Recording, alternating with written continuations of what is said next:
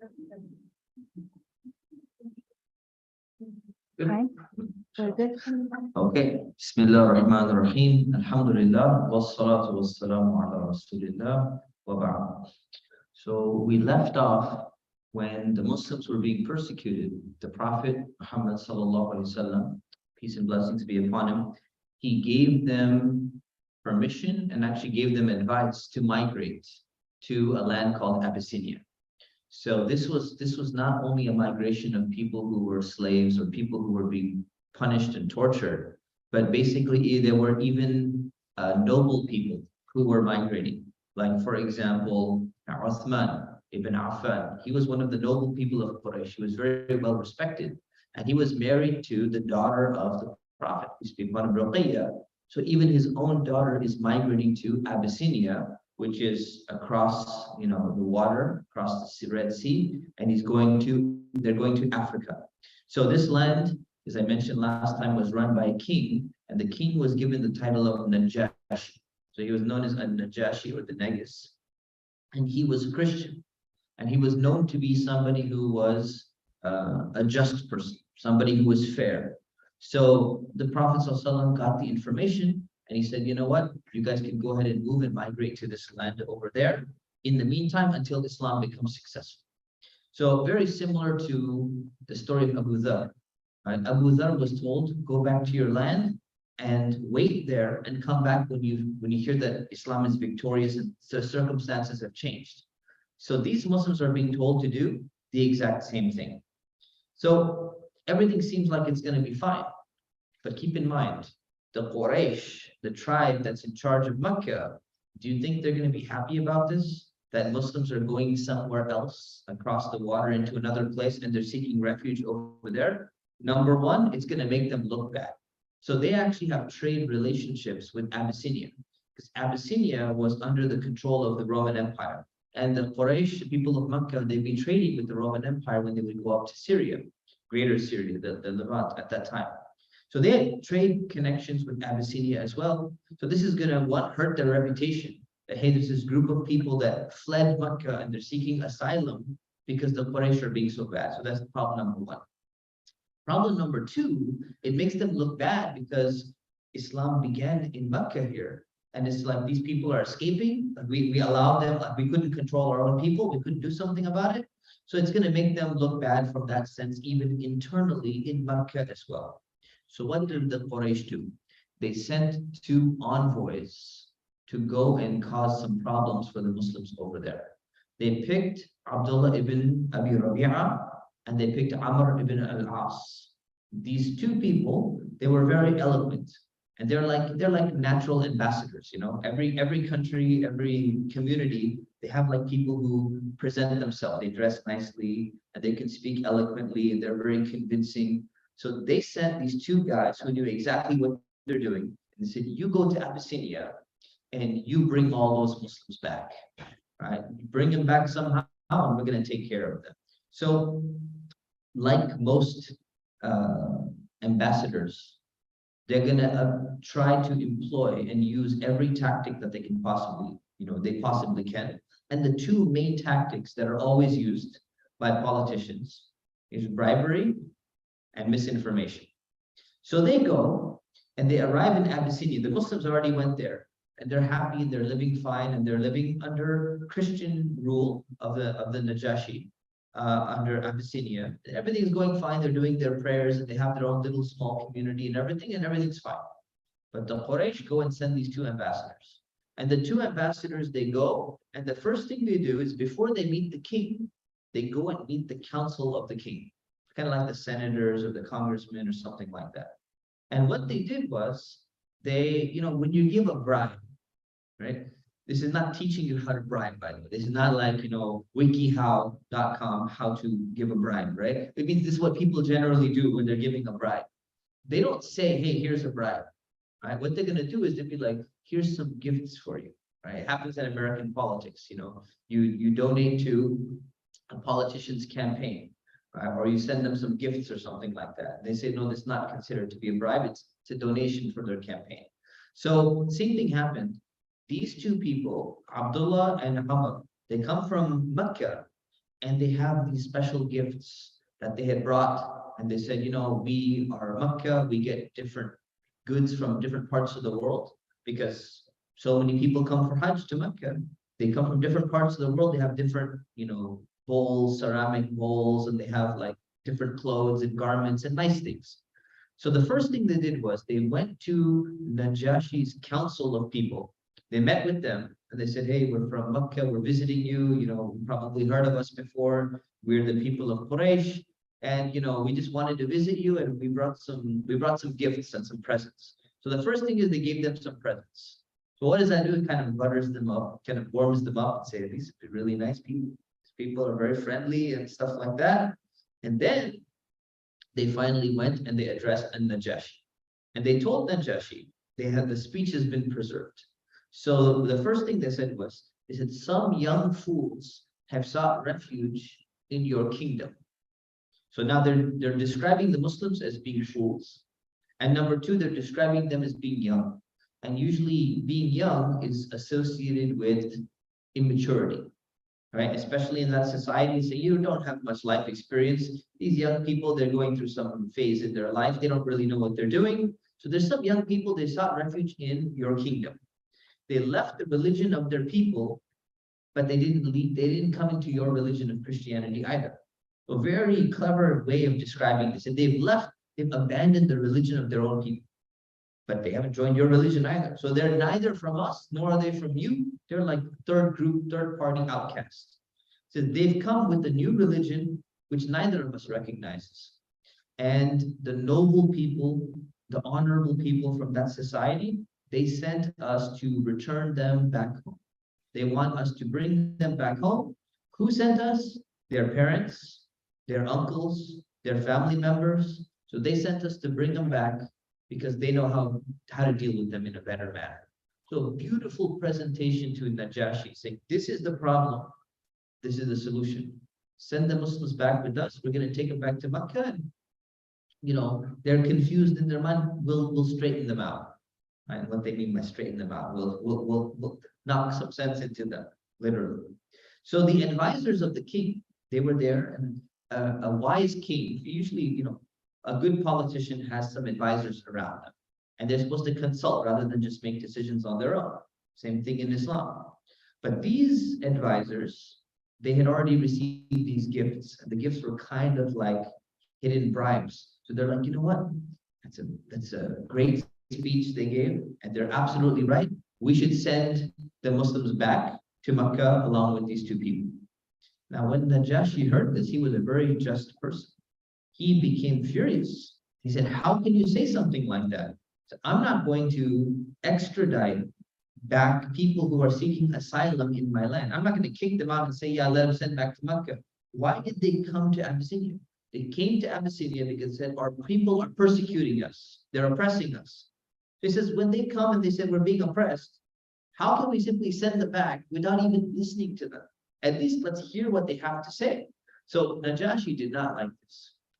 And this is a very noble characteristic that he had, because this is what people need to learn in life. He was a wise man. So whenever you're confronted with the problem, whenever somebody comes and says, this person is doing this to me, or they're doing this, or we need to do this to them, what should you always do? You always listen to both sides of the story. It doesn't matter how convincing one person's story is, you have to get the other side of the story, right? Because otherwise you're just making a judgment based upon what one person has told you about someone. You can't be just them, right? In a court of law, you don't listen to both sides. How can you know what's true and what's not true? So you have to be the same way, and Najashi was that type of person. So he said, okay, call the Muslims over here. So the Muslims came. And when Najashi was the king, when he says, bring the Muslims over here, they have no choice but to come, because the police are going and saying, hey, the king is calling you. You're going to show up, to the palace, and he wants to talk to you. He wants to ask you some questions. So the Muslims showed up by force. They had to, of course. They couldn't hide or something. They show up in front of the king Najashi, and he asks him, he says, you know what, tell me, these people of Quraysh, they're telling me that you're bad people. We need to send you back to Mecca. Tell me your side of the story. So the Muslims had to decide. He said, who are we going to allow to speak to the king? Because whoever gives the speech, they have to be eloquent, they have to look nice, they have to look presentable, they have to, this is a very, like, we are going to be extradited back to Mecca under persecution again if we mess this one up. So we have to pick the right person. So they looked around, they discussed among themselves, and they picked Ja'far ibn Abi Talib for the job. So Ja'far, he was a noble person. He was the son of Abu Talib. We've been talking about the uncle of the Prophet, peace be upon him. So he was a noble person. He had good manners. He was eloquent, right? So he goes, he's the brother of Ali. So he goes and he's chosen, and he's a cousin of the Prophet, peace be upon him. And he says, okay, I'll go ahead and speak. So he gives a speech, and the speech has been preserved in such a beautiful speech. It shows you how to present the message of Islam to other people. And it also shows you how to use wisdom when you're explaining Islam and you understand the person that you're talking to. So Ja'far spoke, and his speech went like this. He said, dear king, we were an ignorant people. We used to worship idols. We would eat the meat of dead animals that had not been slaughtered. This animal just dies, and we would just cut it up and eat it. We were used to doing obscene behavior. We would break family ties. We would not, take care of our families, and we would harm our neighbors. The strong people in our community of Makkah, they would oppress the weak people. And he's saying, look, he's describing what kind of life they lived.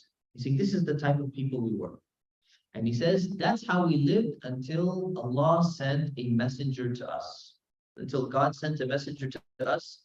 And he's saying, we knew the nobility of this person. We knew the honesty of this person. But it's not like we didn't know him. It's like we'd never seen him. We knew his character. We knew his background. We knew all of these things. And what did he call us to do? He asked us to only worship God, only worship one God, to give up our inherited worship of statues and idols. Now, this is the key here, right? He's speaking to Najashi, who's a Christian. The Christians, at that time even, they worshiped God. And they didn't worship statues, even though there's worship of Trinity and worshiping Jesus and all that. Christians did not like the idea of idol worship, of actual statues and people praying down to statues and all that. So Ja'far first said, this is how we were. Then a prophet came to us. This is the description of the prophet. We knew he's a good person. And this is what he told us to do. And whatever he's telling them to do, Najashi's like, I can relate to that. I know that makes complete sense. So he says, he told us to do that. And then he told us to speak the truth. He told us to keep our promises. He told us to be good to our family. He told us to be kind to our neighbors. It's like beautiful qualities of Islam. And he told us to stay away from bad things. He told us not to shed blood and fight with people. He told us not to lie. He told us not to deceive others. Beautiful description. And then he said we should stop misappropriating the property of orphans. And we should stop falsely accusing people as well. So he kept on listing all these things. And he said, then he told us to pray. He told us to give charity, and he told us to fast. Now, what's interesting here is that the prayer and the charity and the fasting, these are like the pillars of Islam. And what Ja'far did was, the first thing he presented was the faith. Belief in one God, no more idol worship. Before he jumped to the pillars of Islam, he talked about the akhlaq, the character and the manners of Islam. So he talked about honesty, talked about family, talked about neighbors, talked about being good to people who are in weaker positions. Talked about that, and then he moved to, he told us we should be praying, and we should be giving charity, we should be fasting, some of the pillars. And then he says, we believed in him, we believed in this prophet, and we followed his teachings. And we were worshiping only God, nobody else. And whatever he told us not to do, we didn't do it. Whatever he told us was allowed, we did it. And this is why our people, and he's looking at the two envoys, right? These two people of Quraysh.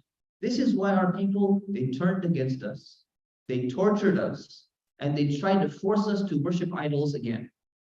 So what did we do? And he said, they tried to bring us back to all the bad stuff that we were doing before. So when they oppressed us so much and we couldn't take it anymore, came to your land to seek protection. And do you know why we chose you? We chose you over other people because we thought we would be safe here and we would not be oppressed. I mean, this is like the most beautiful speech, like the history, one of the most beautiful speeches in the history of the world.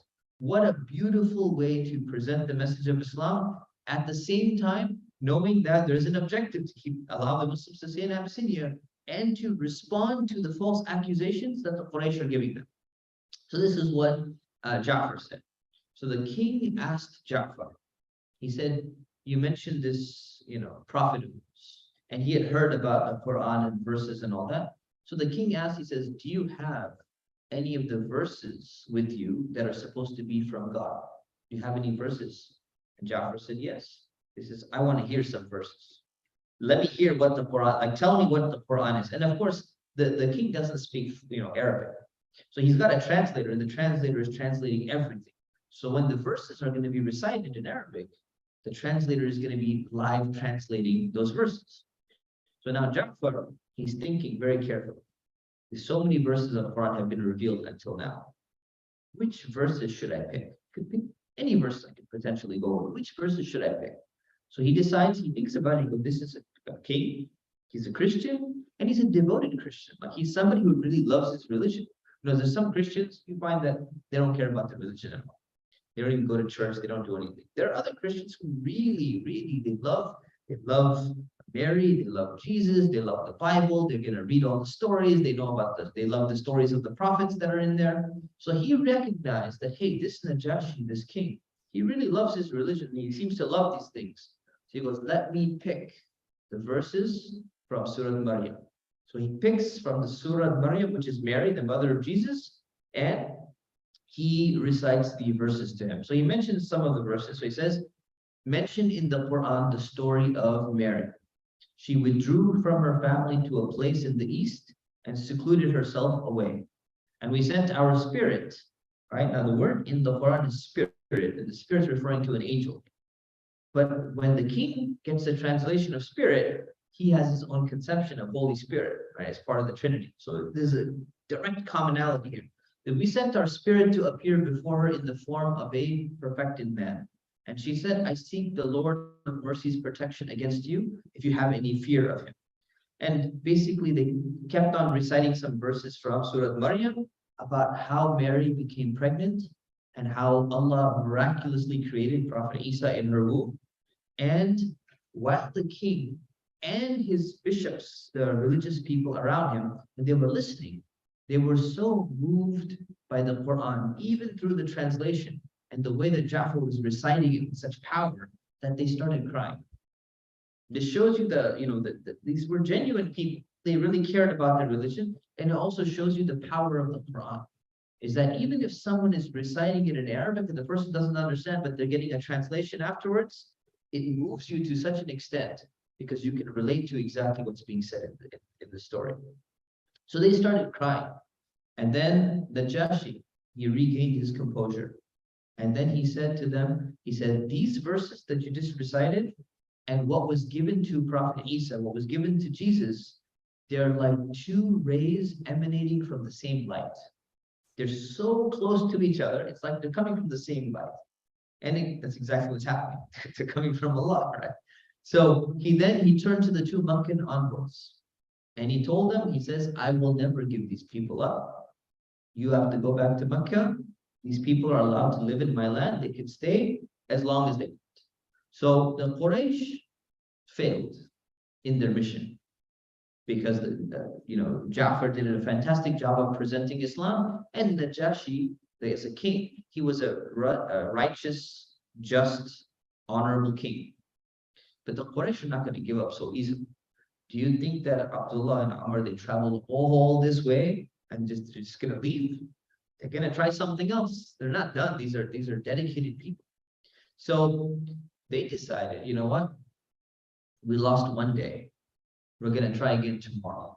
We're going to sit there, we're going to plan, and we're going to come up with something. We got to do something. So they planned all night. The next day they went back and they visited Najashi and they said, you know what? You've been tricked. Sorry, I know you got all emotional yesterday and everything, but you've been tricked.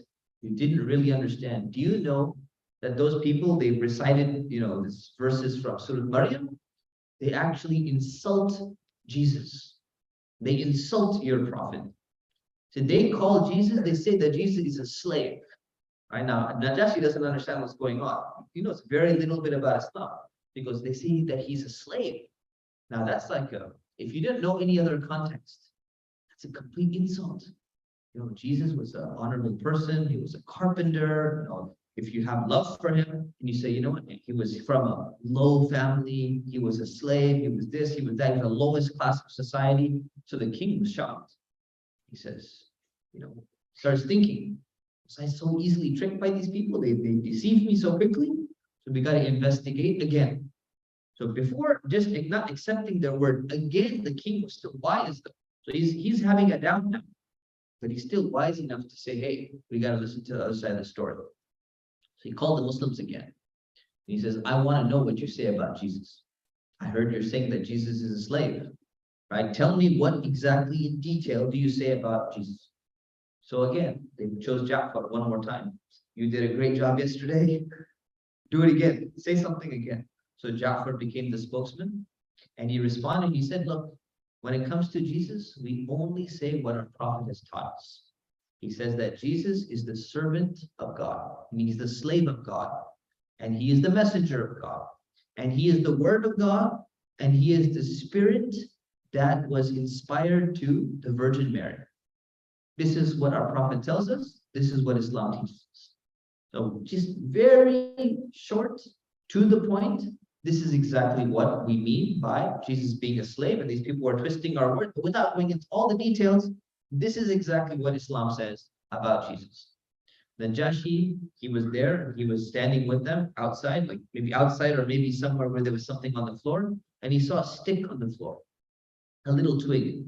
So he bent down and he picked up the stick and he said, I swear by God that what Jesus said and what you're saying, there's no difference between that and the length of this little tiny stick. Meaning basically what you're saying is exactly what I'm finding when I read the Bible. Najashi used to read the Bible. And if you go and you read the Bible today and you look, even till today, if you look at what Jesus actually said, you're not going to find any difference with this description of what Islam says. There's other people who are writing other books in the Bible that say other things about Jesus. But what did Jesus actually say about himself? What did he claim about himself? Even if you read the books today, you'll find that it's not different than any of this. So he looked to the envoys again, and he made all of his counselors return all the gifts back. To give all the gifts back. We don't want any of their gifts. You guys can go back to Mecca. These Muslims are allowed to stay here for as long as they want. So when this incident happened, the Muslims were so happy, the news came back and reached Mecca that this incident happened. So the Muslims who were in Mecca, they were so happy that now more Muslims started migrating to Abyssinia because they're like, hey, in the beginning, the first migration was very risky. You don't know what's going to happen. It seems like the king is good, but we don't know what's going to happen. We don't know if he's going to be stable. We don't know if there's going to be a revolution. Everything looks good now. So more Muslims start migrating to Abyssinia until their number reached 100. So they were actually in those early days, there were 100 Muslims in Abyssinia, and they lived there for many years. So that is what happened at that time. So now many of the Muslims have migrated to Abyssinia, and some of the Muslims, you know, maybe half and half or so, they're remaining in Mecca. The Prophet, peace be upon him, is still staying in Mecca. And he's still continuing to call the people to Islam. But there's very minimal success. People are really not, like, few people are accepting Islam, but the majority of the most powerful people are not accepting Islam. So this makes it very difficult. So in the 6th year, after it's been 6 years now, after the Prophet has received the first revelation. So one day, an incident happens in the 6th year of revelation where Abu Jahl, we talked about him last time. Abu Jahl is known as the father of ignorance, right? The Muslims nicknamed him this. So Abu Jahl came and he walked up to the Prophet and he just blasted him, insulted him with the most disgusting of words in public in front of everybody else. And this is, you know, even though the Quraysh are against Islam, there's still some limits of decency, right? There's supposed to be some limits. And Abu Jahl goes and crosses those limits, right? Even if you look at today in the world today, in societies, where they don't like Islam, or you have like, some extreme party in some country, whether it's in America, or whether it's in Europe or somewhere else. When they want to insult Islam, they don't just openly do it. They pick their venues and they carefully use their words. They try to push the envelope a little bit further and further to open it up. So even the Quraysh, even though they're against Islam, they're hostile to Islam, they don't just openly go ahead and insult Islam and insult the Prophet openly. But Abu Jahl decided to do it that day. So he did that. What did the Prophet do? The Prophet did not respond, and he just went home. The normal response of the Prophet was not to respond back. Very seldom would he respond back. Now what happened was, right around that time, Hamza, who's an uncle of the Prophet, peace be upon him, he was coming back from a hunting expedition. Hamza was his uncle, not that much older than him, very loved to the Prophet, and he was also a very strong fighter. So he was known as a soldier, and he used to go and hunt. They say he used to hunt lions out, in the desert and stuff like that. So he's a hunter. People are afraid of him. He's very powerful. So when he came back from his hunting expedition, one woman came who heard the whole incident of what Abu Jahl did. And she went up to Hamza and she told him, she's like, do you know what happened to your nephew? Abu Jahl came and blasted your nephew in public. Don't you have any shame? What about your family honor? This is your family member, and look what Abu Jahl did. Aren't you going to do something about it? So Hamza, he's not a Muslim. Hamza just got so riled up, and probably he was hunting too, so got the adrenaline pumping and everything. And he got so riled up, he went straight to Abu Jahl, and he still had his bow on him, like a bow and arrow. Right? So he had his bow, and there's different types of bows, right? There's if you've ever anyone done archery? Many have been for archery, right? There's some of the smaller bows, and then there's a long bow. And the long bow, the longer the bow, the further your arrow can shoot for distance shooting. So he had one of these longer bows. He had it around his neck. He took off his bow, walked straight up to Abu Jahl, and he whacked him across the head with his bow. Abu Jahl fell down. And it's 7:15, so we'll leave it right here. We'll continue the rest of the story next week, inshallah. All right. Questions from what we covered today?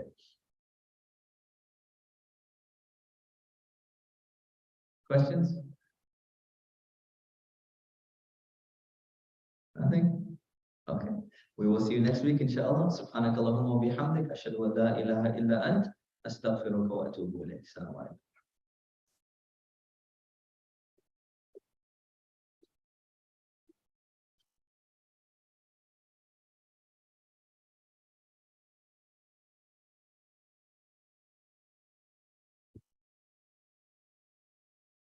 Start with suspense. Suspense.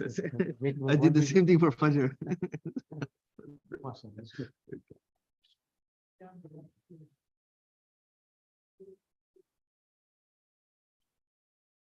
People are wondering what's going to happen next. Yeah. You just started. That's exactly. Wait, We gotta wait.